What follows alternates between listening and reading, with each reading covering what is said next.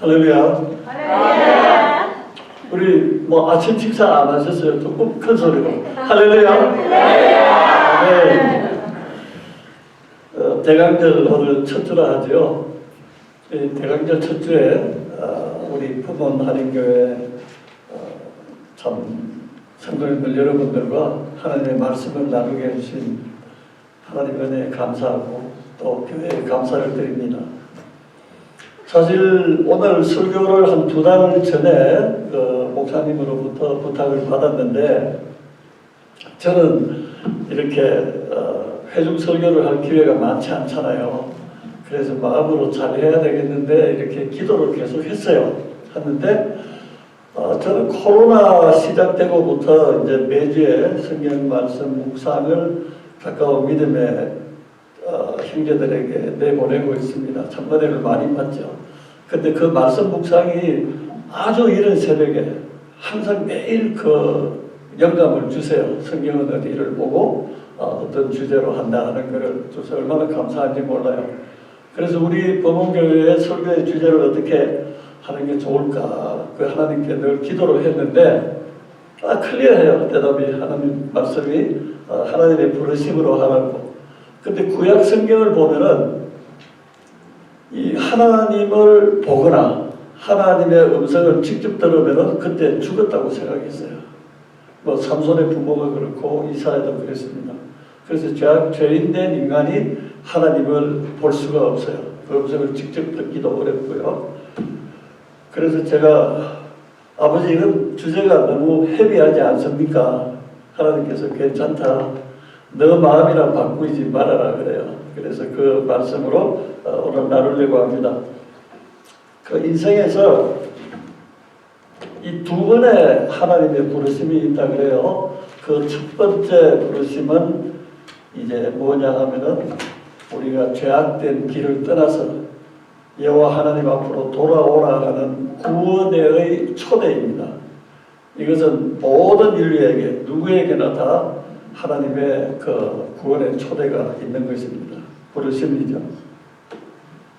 그래서 구약 성경에도 선지서가 많잖아요. 선지서의 거의 대부분의 내용들이 죄악을 떠나서 여호와께로 돌아오라 하는 그런 구원과 회복의 초대인 것입니다.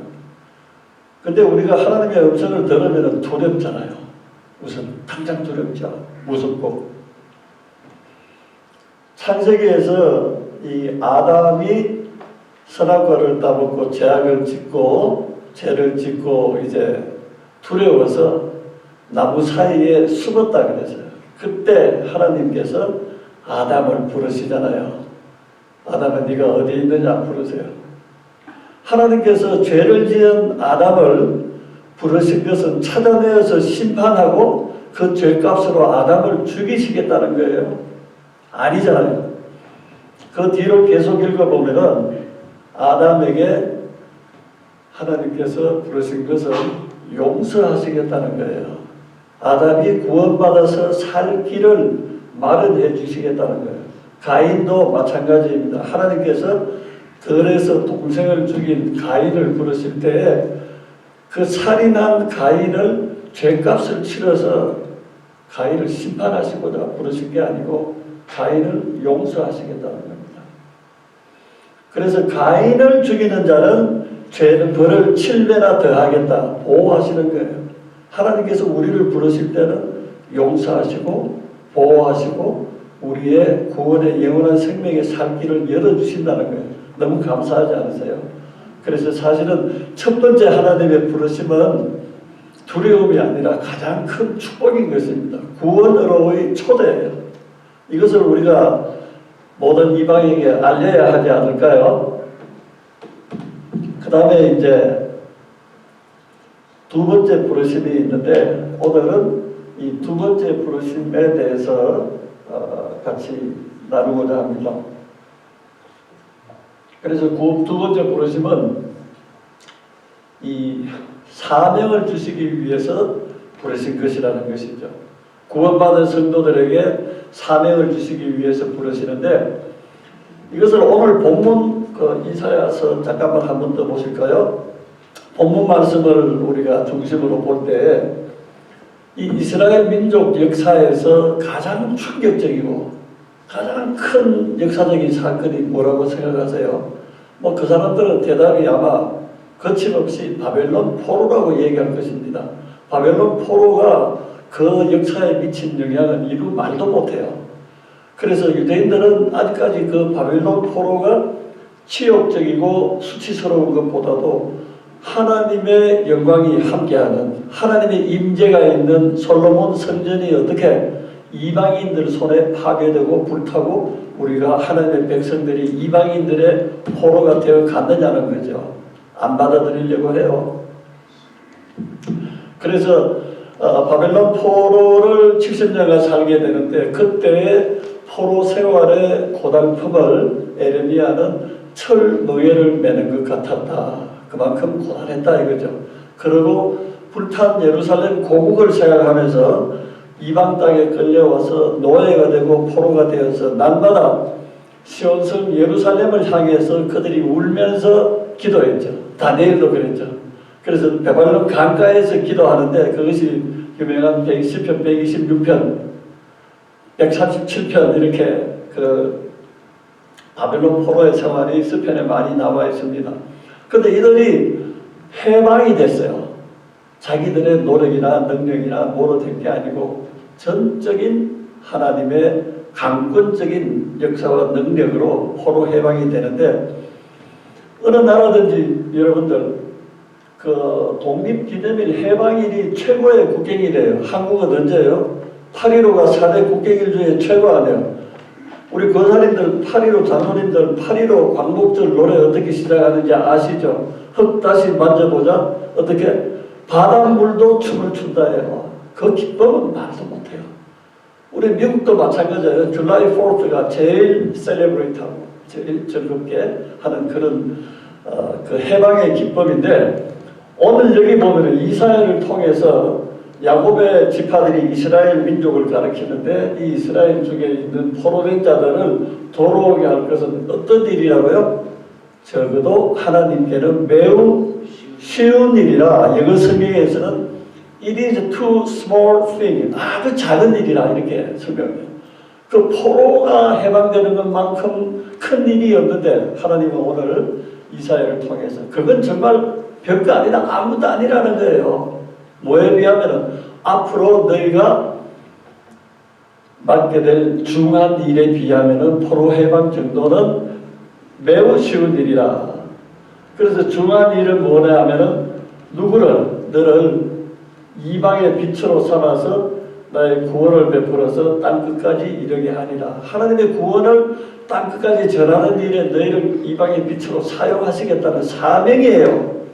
그래서 이 사명은 처음에 포로 해방에 이 사명에 비할 수가 없어요. 그만큼 이 사명 주심은 중요하고 또 더 크다는 것이죠. 왜 그럴까요? 이 복음을 전하라는 사명 속에는 하나님의 계획과 하나님의 꿈이 담겨 있기 때문에요. 이게 무너져 버리면 안 돼요. 그래서 이방의 빛이라 하는데 오늘 대강절 첫 주라 그러잖아요. 뭐 어떤 교회에서는 그 큰 촛불을 4개를 킨 거 기억나시죠? 오늘 첫 번째 촛불을 켜는데 이 사도 요한은 요한복음에서 오실 메시아 그리스도가 이 생명의 빛으로 오신다 하는 내용으로 요한복음이 시작되고 있어요. 그래서 이 땅에 오시는 예수님은 생명의 빛으로 오신다 이래서 촛불을 하나씩 매주 하나씩 더 켜기 시작하는데 아마 그런 유래가 사도 요한의 요한복음을 따른지도 모르겠습니다. 그래서 이렇게 이방의 빛으로 삼겠다고 말씀하실 때 그 당시에 이스라엘 사람들은 아주 비참한 포로의 상태가 있었던 거예요. 요즘 말로 하면은 아버지 내가 먹고 살기도 이렇게 힘들고 죽을 지경인데 렌트도 못 내는데 선교는 무슨 선교요 하고 똑같은 거예요. 그 사람들은 그 당시에 포로였어요. 근데 이방의 빛으로 삼겠다 이랬는데 예수님께서 이 땅에 오셨을 때 자기들의 유대 사람들의 그 규례대로 8일 만에 결례를 위해서 예루살렘 성전으로 올라가게 됐어요. 8일 생후 8일 아주 피덩이 같은 아기야돼요. 그때 예루살렘에 시몬이라는 경건한 사람이 있었는데 이 사람은 늘 성령에 충만해서 자기가 눈 감기 전에 죽기 전에 반드시 그리스도를 보리라 하는 것을 성령으로부터 그 말씀을 들은 사람이에요. 그러니까 그리스도가 그 만날 때까지 자기가 그리스도를 눈으로 볼 때까지 이 사람은 매일 성전에 나가서 기도하며 금식하면서 평생을 기다린 사람이에요. 근데 어느 날 성령께서 오늘 네가 기다리던 그리스도가 예루살렘 성전에 온다는 거예요. 얼마나 두근거렸겠어요. 갔어요. 성전에 딱 올라가서 기다렸단 말이에요. 기다렸는데 평생을 자기가 소망하며 기다린 그리스도가 정말 오셨는데 그 앞에 나타난 그리스도는 8일 된 아기였다는 거예요. 그 부모의 손에 품에 안겨서. 시몬은 성령에 충만한 사람이니까 바로 알아보죠. 그러면서 그 그리스도를 찬양하면서 하는 말이 이는 장차 이방을 비출 빛이로다 그래요. 이스라엘의 영광이라 그러면서 8일 된 아기에게 이방을 비추는 빛이다. 오늘 그 말씀이 여기 있지 않아요? 이방의 빛으로 삼으신다. 이방의 빛이 누구냐 하면은 예수 그리스도예요. 아멘. 그래서 이 이방의 빛의 사명을 하나님께서는 오늘 우리에게 주시는 것입니다. 그래서 이 빛 대신 예수님께서 오셔서 뭐라고 말씀하셨냐 하면은 너희는 세상에 뭐라고요? 마태복음 5장 14절 너희는 세상의 빛이라. 최소한 여기에 앉아 계시는 성도님들은 범음과 배lig의 빛이 되셔야 돼요.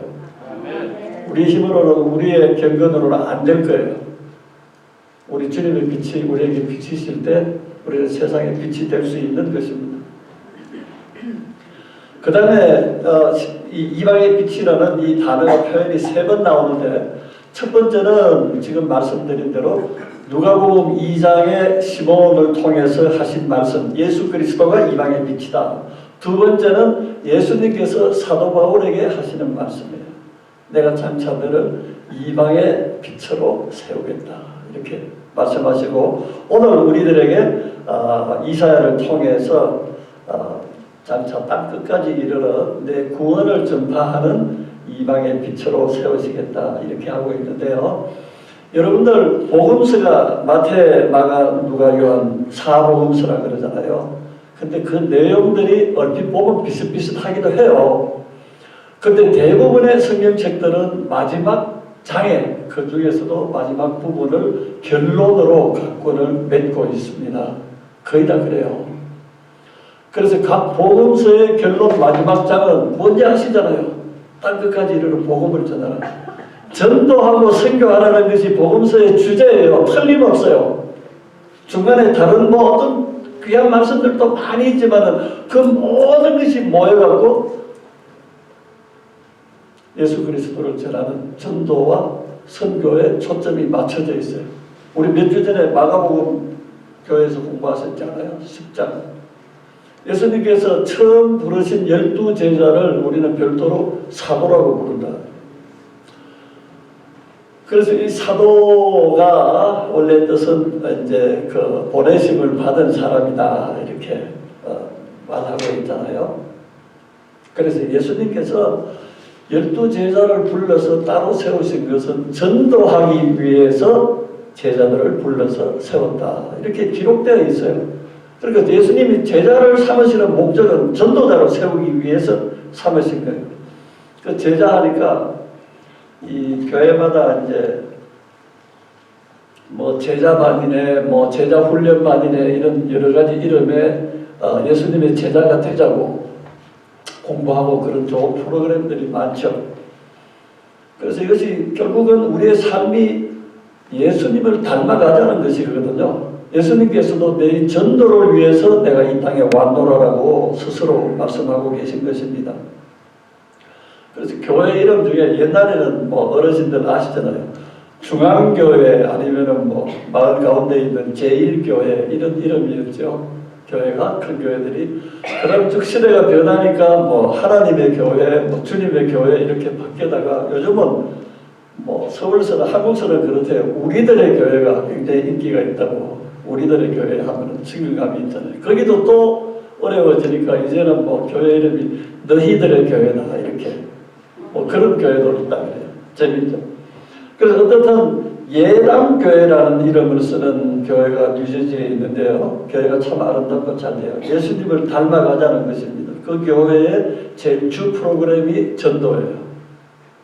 그래서 이 전도 없이 교회가 성장할 수도 있겠지만 그것은 대단히 어렵습니다. 전도 없이 교회가 구원되고 성장한다 하는 것은 어쩌면 사상 누각인지도 몰라요. 그래서 옛날에 미국의 남부에 아주 시골에 아주 오래되고 약하고 가난한 그런 교회가 있었는데 젊은이들이 이제 다 도시로 떠나고 정말 연로하신 할머니 할아버지 몇 분들 이렇게 하고 나와서 교회 명령만 유지하고 있었는데 어느 날 교회에서 유전이 발굴됐어요. 교회 뒷마당에 엄청난 양의 석유가 발견이 돼서 이 교회가 이제 부자가 된 거예요. 아주 돈이 많이 들어오게 됐는데 그 교회에서 이제 그 회의를 했답니다. 뭐 운영위원회인지 당연인지 그건 몰라요. 회의를 해서 하나님께서 우리 교회를 이렇게 축복하셔서 이렇게 많은 우리 돈이 예산이 들어오게 됐는데 이걸 어떻게 귀하게 썼으면 좋겠는가 그 의견들을 나누는 회의를 했는데 많은 의견이 있었대요. 뭐 친교실을 새로 만들자. 교육전도사를 불러서 지금이라도 주일학교를 일으키자. 그 다음에 우리가 선교하자, 전도하자. 이런 게 있었는데 그날에 채택되는 안건이 뭐냐 하면 두 가지가 채택된대요. 첫 번째는 교회 튼튼한 교회 외곽에 펜스를 먼저 치자. 울타리를 치자는 거예요. 두 번째, 지금으로부터 앞으로는 신규 교회를 등록을 받지 말자. 세상 이야기예요. 그래서 교회가 안으로 풍족하고 여유있고 즐겁고 안으로 할 때는 그 교회가 성장한다 해도 서상누각이에요. 그래서 교회 성장하는 전공하는 분들은 교회가 쇠퇴하는 두 가지 현상이 전조로 나타나는데 첫째로 교회의 모든 역량을 안으로 즐겁고 배불리는데 프로그램을 적용하기 시작하면은 그 교회는 쇠퇴한다는 거예요.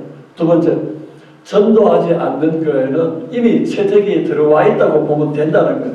지금은 교회가 흥황하는지 몰라도 우연히 뭐 목사님이 아주 카리스마가 있고 리더십이 있고 또 지역이 빨리 부흥함으로써 자연적으로 교회가 부흥하는지 몰라도 전도하지 않으면은 예수님께서 뭐라 그러셨느냐 하면은 계시록 2장에 말이죠. 너희가 처음에 그 열정, 복음에 대한 열정을 버리면은 내가 복음의 촛대를 옮기겠다 그랬어요.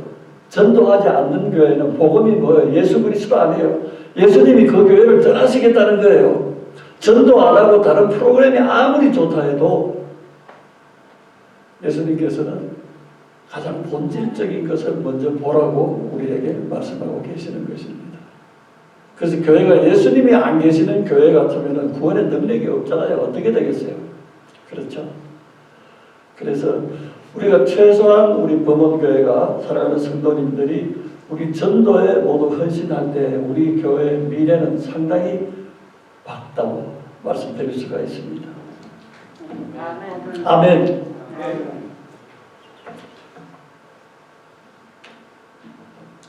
그래서 이 첫 번째 부르심과 하나님의 두 번째 부르심은 말씀드린 대로 구원의 초대에 이어서 구원받은 성도들이 예수 그리스도의 복음을 땅 끝까지 전하는 이방인의 빛이 되라는 거거든요. 그러나 사람들이 이제 세상을 살다가 보면서 우리가 물질 세계에 살잖아요. 이 물질의 축복을 빼놓을 수가 없는데 이 첫 번째 물질의 기적과 같은 축복이 두 번째 사명 주는 축복은 좀 부담스럽고 헤비하죠. 그 비교를 해본다 그러면은 비교할 수가 없어요. 우리 베드로를 잠깐 보자고요. 베드로는 프로페셔널 어부잖아요. 그렇죠? 갈릴리에서 평생을 고기를 잡고 사는 어부인데 밤새도록 그물로 수고를 해도 고기 한 마리 못 잡는 날에 그 아침에 예수님께서 오셔서 깊은 데로 던지라 하니까 어떻게 됐어요? 2배에 가득 차게 그물이 찢어질 만큼 배가 잠기도록 물고기가 잡혔는데 그런 일이 있을 수가 없거든요. 베드로는 알거든요.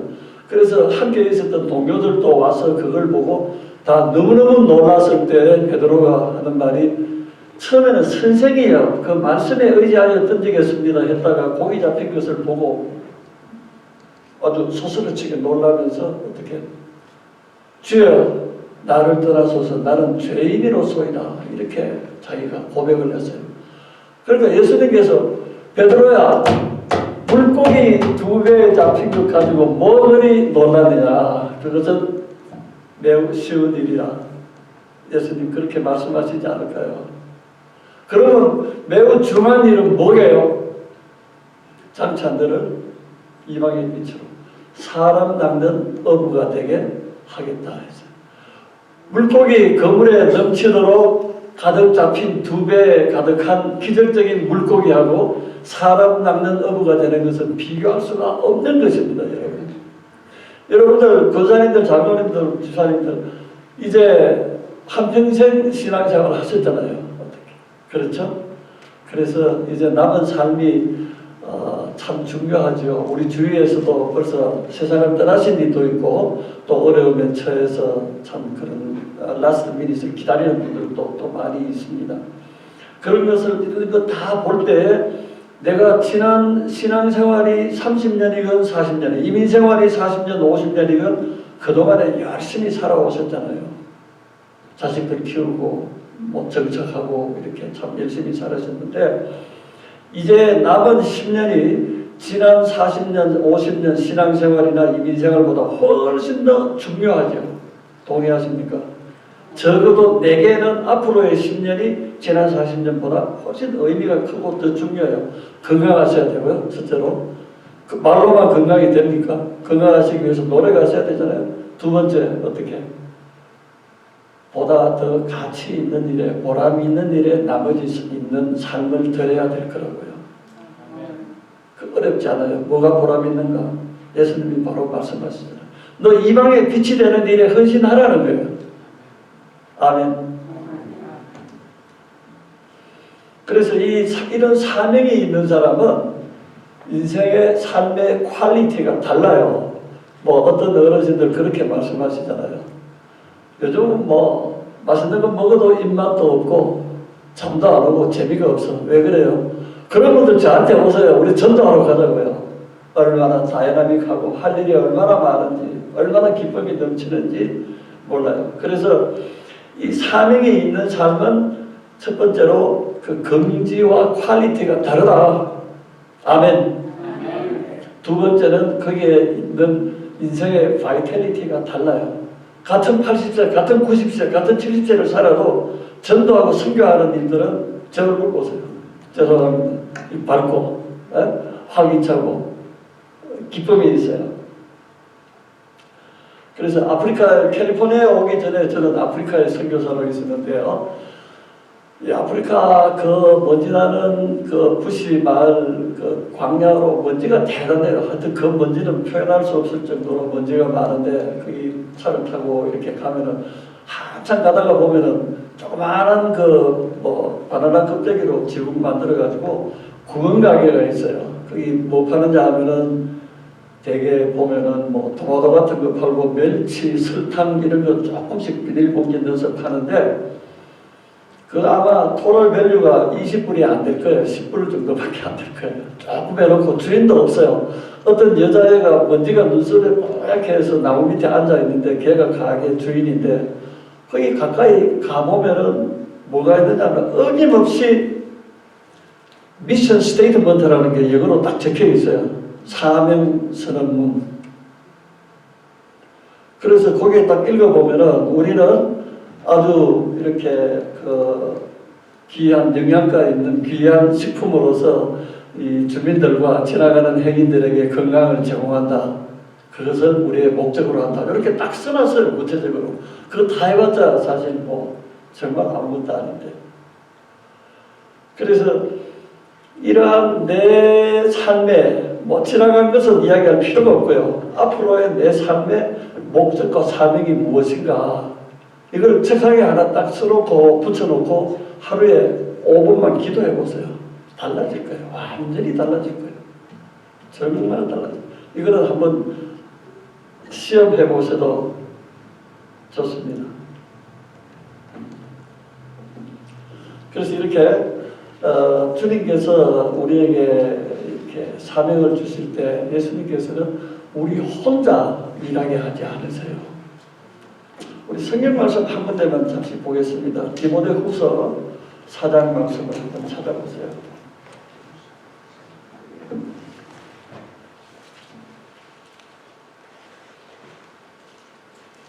디모데후서 마지막 장인데요. 4장 16절부터 17절까지 함께 읽으시겠습니다.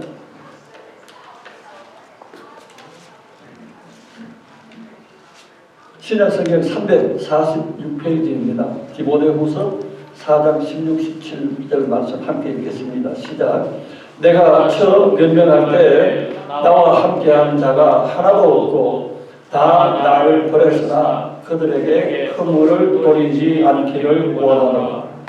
주께서 내 곁에 서서 나에게 힘을 주심은 나로 말미암아 선포된 말씀이 온전히 전파되어 모든 이방인이 듣게 하려 하시니 내가 사자에 의해서 근심을 받았느니라. 아멘. 이 방금 읽은 디모데후서는 13권의 그 사도 바울의 서신서 중에서 제일 마지막에 써진 편지라고 말씀하고 있는데 이것은 곧 이제 사도 바울이 자기 인생의 최후 그런 죽음을 눈앞에 두고 쓴 어떻게 보면 굉장히 장엄한 그런 편지입니다. 거기에서 마지막 심경을 이 마지막 4장에 고백하고 있는데 사도 바울이 성령의 매임을 받아서 담대하게 예루살렘으로 올라가잖아요. 올라가면 어떤 환란이나 결박이 있을지 모르는데도 그때도 함께 따라간 친구들이 있어요. 사도 바울의 선교 여행에는 대부분 동행한 동역자들이 많이 있었습니다. 그런데 이제 사도 바울이 다친 몸이 되고 자기가 재판과 죽음을 앞두고 있을 때 어떻게 됐다고요? 처음에 나와 함께 가서 나를 변호해주고 나를 변명해주는 친구들이 하나도 없이 사도 바울 곁을 다 떠나버린 거예요. 자노는 그것은 내가 젊고 힘있고 돈있고 교회에 봉사 열심히 할 때는 사람들이 권사님이 최고예요, 장로님이 최고예요 했다가 이제 나이 들고 병 들고 약해지니까 한 사람 한 사람 다 떠나버려요. 바울이 그랬어요. 그러잖아요. 지금 나와 함께한 자들이 하나도 없고 다 나를 버렸더라.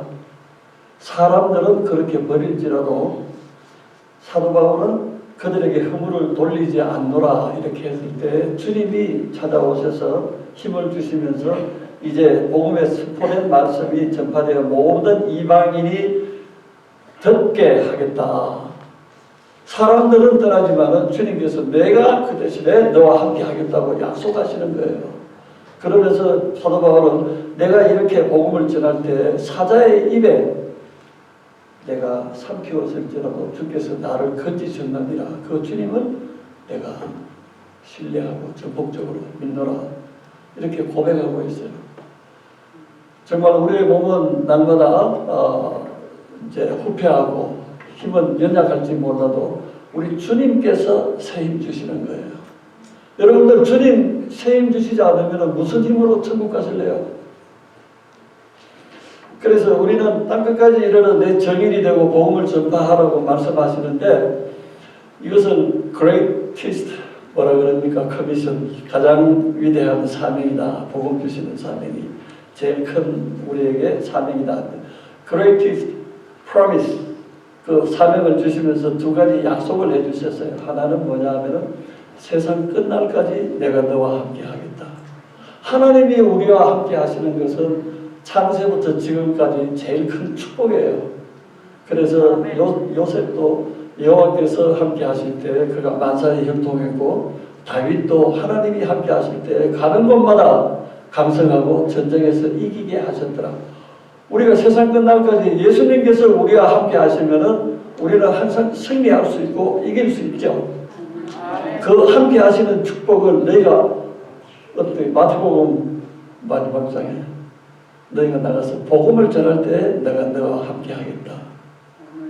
예, 그 구체적인 예들이 사도행전에 계속 이어지잖아요. 그런데 두 번째 greatest promise가 뭐냐 하면은 복음을 전할 때 내가 능력과 표적으로 너희와 함께 하겠다. 사실 모태신앙이라 그러고 70년, 80년 신앙생활을 했는데 내 삶에 예수 그리스도의 능력이 나타났습니까? 얼마나 나타났습니까? 모르겠어요. 그래서 그러나 우리가 이제 남은 삶이라도 정말 크리스찬으로 하나님이 함께 하시는 우리가 그런 삶으로 삶의 능력이 나타나야 되지 않겠어요? 이것을 전도하고 선교할 때 우리에게 능력으로 함께 해주신다고 말씀하셨습니다. 그래서 이제 말씀을 맺겠습니다. 하나님의 부르심, 이것을 듣고도 못 들은 채 하는 사람도 있어요. 또 듣고도 그것은 마이 테이스트가 아니라고 뭐 이렇게 해서 부정하는 사람들, 요나 같은 사람들, 요나한테 하나님이 거듭 반복해서 니네에 가서 복음을 선포하라 했지만 요나는 이제 다른 길로 갔죠. 그러나 하나님께서는 요나든 또 물고기 잡으러 돌아가든 갔든 베드로든 누구든지 주신 사명은 그를 통해서 꼭 이루게 하시는 것입니다. 그래서 오늘 우리가 이방의 빛으로 삼으시는 우리 하나님께 감사하면서 이제 내 남은 삶이 정말 남은 삶이 전도와 선교에 헌신하는 삶으로 전환될 때 미션 오리엔테이티드 라이프라 그러죠. 그래서 우리 교회도 그렇고요. 그럴 때 하나님께서 함께 하시고 능력으로 역사하실 줄 믿습니다. 아멘. 그래서 참 우리 교회의 그 장점이 어디에 있는가, 또 능력이 어디에 있는가, 우리 전도와 선교로서 우리가 이곳에서 정말 이방의 빛이 되는 우리 리버사이드 카운티에서 그런 교회로 우뚝 세워지고 승리하는 성도님들 되시도록 예수님 이름으로 축원합니다. 아멘. 우리 그 성경 한 구절만 더 보시고 마치겠습니다. 고린도후서 5장 15절 함께 읽으시겠습니다. 그가 모든 사람을 대신하여 죽으시면 살아있는 자들로 하여금 다시는 그들 자신을 위하여 살지 않고 오직 그들을 대신하여 죽었다가 다시 살아나신 이를 위하여 살게 하는 하나님. 아멘. 아멘. 아멘.